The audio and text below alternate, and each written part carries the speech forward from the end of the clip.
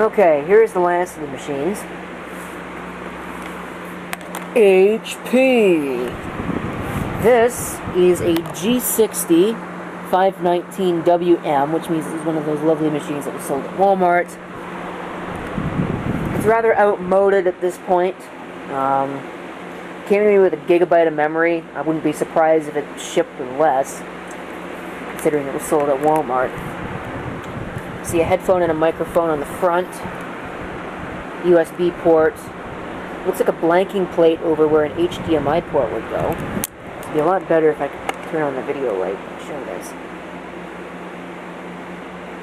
Ethernet, VGA, power input. There's nothing on the back. Kensington lock, modem, 2 more USB ports, and our optical drive. So, just a basic machine. Actually closely related to my HP 2000, but obviously newer, or sorry, older. I think the battery is good. You can see it's got a couple of scratches. It's nothing really too bad. It's the same size.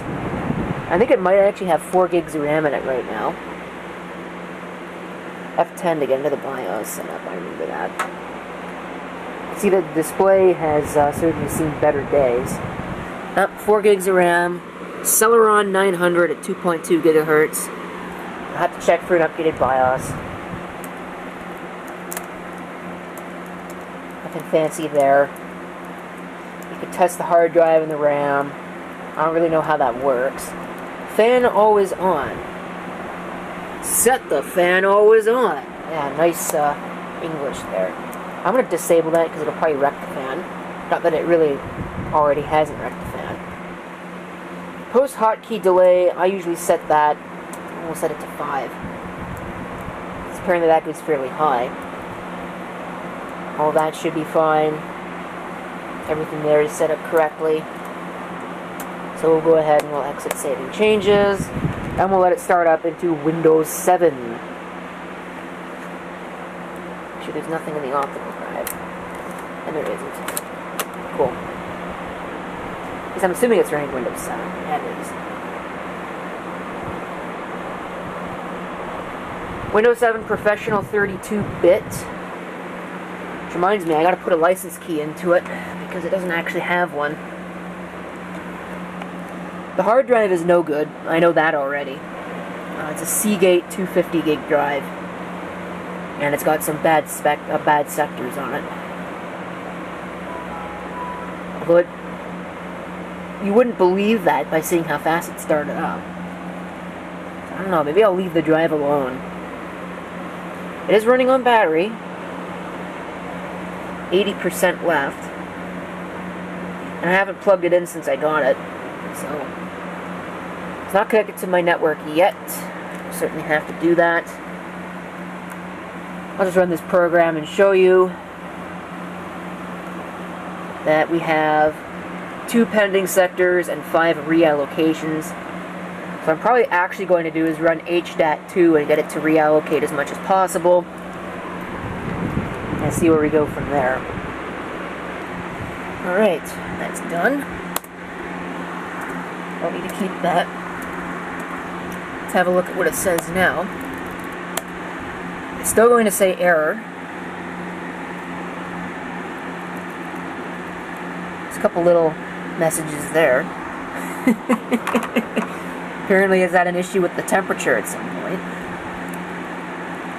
But there's no pending sectors and no uncorrectable sectors. So that is good. That thing is in good shape now.